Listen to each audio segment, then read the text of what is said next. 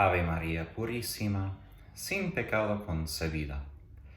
Cuando nosotros pensamos en la penitencia y la mortificación, a menudo pensamos en el ayuno, en la abstinencia y otras formas corporales de practicar la penitencia.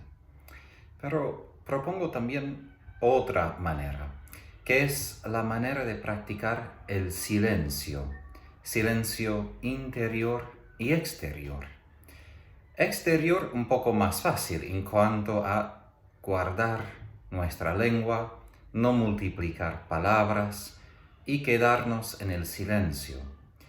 Pero el silencio interior es aún más difícil, porque aun si nosotros no estamos hablando, muchas veces tenemos todavía muchas cosas que pasan por nuestra cabeza, las emociones siguen y nos cuesta tener esta paz interior. Pero ese misterio de la Inmaculada Concepción pasó en el silencio. No fue un misterio que se pudo ver porque fue escondido en el vientre de Santa Ana. Y además no hubo ningún ruido. Fue completamente escondido. Por esto la fe puede ver lo que Dios ha hecho en ese misterio. Y ese misterio nos enseña que Dios hace sus maravillas, como María dice en su Magnificat, que Dios hace sus maravillas en silencio, en lo escondido. Porque dice Jesús en su Sermón del Monte de que el Padre, quien ve en lo secreto, ¿no? Él ve en lo secreto de nuestro corazón, Él ve en lo secreto de nuestras vidas. Y por esto el silencio es importante para poder entrar en este misterio y también participar en cómo el Espíritu Santo quiere prolongar ese misterio en nuestras almas.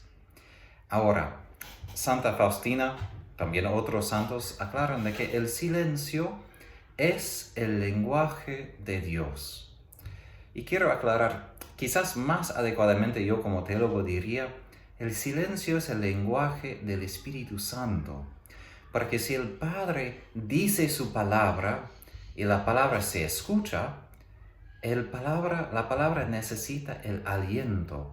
Y no se escucha tanto el aliento, el respiro que lleva la palabra. Eso se pasa en silencio. Entonces el Espíritu Santo obra en el silencio, obra en lo escondido. Es la persona más sutil y escondida de la Santísima Trinidad.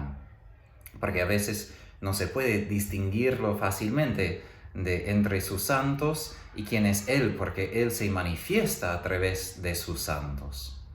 Entonces, este silencio es una manera muy práctica de vivir penitencia cada día. Perdón por el ruido de atrás, yo estoy aquí cerca de nuestra escuela y colegio.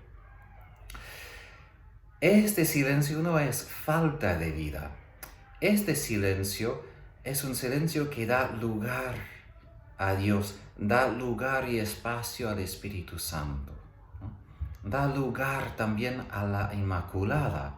Es decir, que cuando nosotros entramos en conversación con otras personas humanas, aun si estoy grabando este video, ojalá que tuviera más silencio, para que los demás puedan escuchar mejor lo que yo estoy diciendo. Y lo mismo, si queremos entrar en una vida de comunión con la Virgen, es necesario tener silencio para que yo pueda elevar mis preocupaciones, mis ansias, mis pensamientos, mis emociones a ella y a través de ella al Espíritu Santo, ¿no? Esto es la razón para tener y guardar el silencio. No simplemente para alejarnos de todos y de todos, sino de crear un espacio de intimidad con Dios, con la Virgen.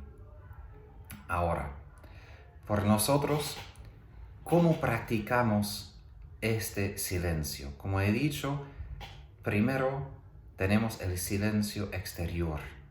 Jesús dice de que seremos juzgados según cada una de nuestras palabras, especialmente las palabras que no tienen valor, que no tienen sentido. ¿Qué quiere decir? Si nosotros pensamos en lo que decimos cada día, muchas veces lo que decimos brota no de amor de Dios o al prójimo, sino del amor propio, que no tiene que ver con cosas que son tan importantes, que gastan tiempo cuando podemos usar el tiempo para una cosa mejor. Por eso Santa Faustina resolvió, por ejemplo, guardar más silencio, porque para que ella pueda rezar por las almas en purgatorio. Entonces, si nosotros hacemos un examen de conciencia de lo que decimos cada día, muchas veces hay palabras como sin sentido, que no tienen valor. Obviamente, en la vida humana hablamos de cualquier cosa simplemente para conversar. No refiero a eso, refiero que chismes o cosas malas o conversaciones que llevan a la desesperación, que desaniman. Es decir, cuando nuestras palabras no llevan el aliento del Espíritu Santo. Y esto es la penitencia, no decir ninguna palabra que no es proferida, que no es llevada por el Espíritu. Y ahí es la prueba. Si mis palabras producen frutos del Espíritu Santo en mí y en los demás, si después de una conversación me quedo con más frutos del Espíritu Santo o menos, si tengo más paz o menos. Por esto las palabras deben ser como sal. Nosotros cuando añadimos sal a una comida es un poquito de sal. Bueno, ojalá. A veces las personas añaden mucha sal.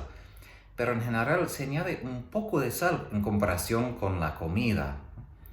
Y además uno no debe saborear el sal, porque si uno saborea el sal es demasiado. Debe ser justito. Y lo mismo, las palabras nuestras son como sal. Deben añadir algo a la vida, pero no deben ser demasiado que se anote, pero debe estar allí. Por eso este examen es una cosa que podemos hacer cada día. Cómo siempre hablar según ese espíritu, como hacía Jesús y la Virgen, para que lo que digamos tenga un efecto de esperanza, de alivio, de amor a los demás. Santiago también en su carta menciona mucho sobre el problema de la lengua.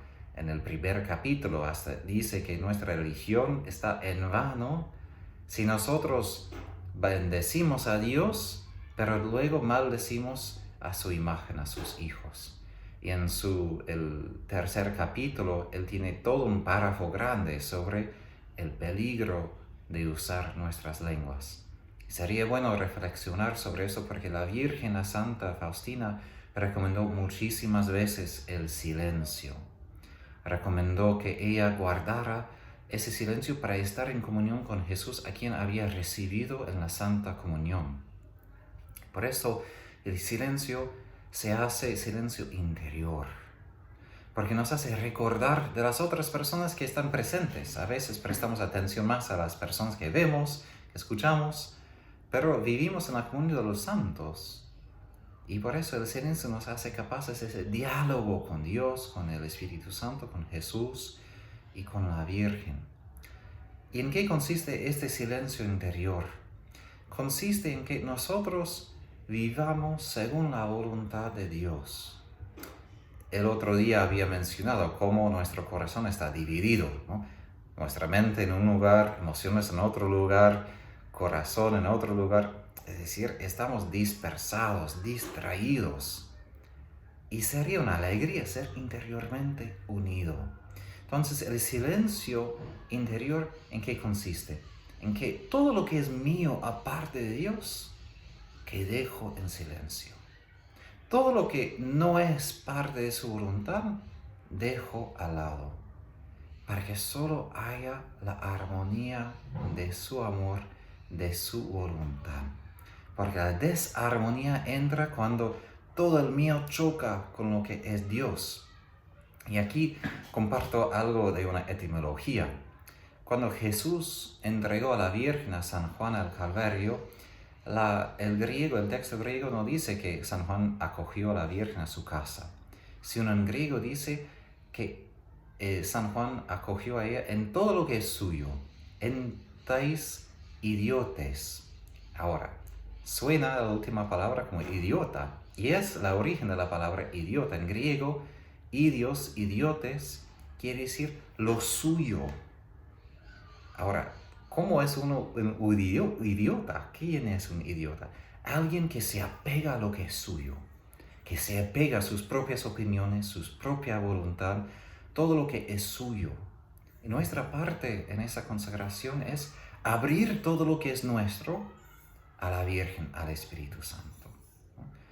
Y alguien no puede tener silencio cuando se apega, que insiste en lo que es suyo, insiste en su voluntad. Por eso el silencio consiste en dejar al lado. Que no tenga que expresarme siempre, no tenga que insistir en lo que yo pienso. Puedo entregarme y puedo recibir a la Virgen, al Espíritu Santo, en todo lo que es mío, para que todo esto se haga suyo, se haga parte de su amor para nosotros. Entonces, para nosotros hoy, para practicar la penitencia y para entrar más en ese misterio, pensemos, ¿cómo podemos practicar más el silencio en la vida cotidiana? No para ser personas muy sombrías o deprimidas, sino personas que siempre prestan atención a lo que el Padre está diciendo en nuestro corazón, para estar siempre atento al movimiento del Espíritu Santo. Y aquí termino. Santa Faustina, al fin de todo su diario, tiene las últimas líneas. Intento guardar silencio para estar más sensible y atento a las inspiraciones del Espíritu Santo. ¿Qué fin de todo el diario fue el intento al fin de la vida de Santa Faustina? También que sea nuestro intento, porque creo que fue el intento de la Virgen María, ella quien vivía siempre bajo la influencia, la gracia del Espíritu Santo. Pidamos a ella esta gracia, recemos la letanía a la Virgen Inmaculada y también hoy empezamos a rezar la coronilla de las 10 virtudes de María, si pueden rezar los dos. Y por la intercesión de la Virgen María Inmaculada, que Dios les bendiga y guarde. En el nombre del Padre, y del Hijo, y del Espíritu Santo. Amén.